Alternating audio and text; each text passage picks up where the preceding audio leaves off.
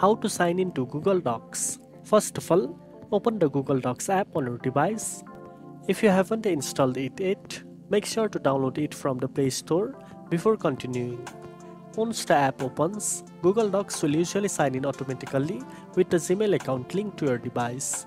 But if you want to sign in with a different account, tap on your profile picture in the top right corner.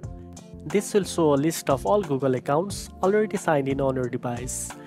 If your preferred account is listed, simply tap on it to proceed. If your account isn't listed, scroll down and tap on Add another account.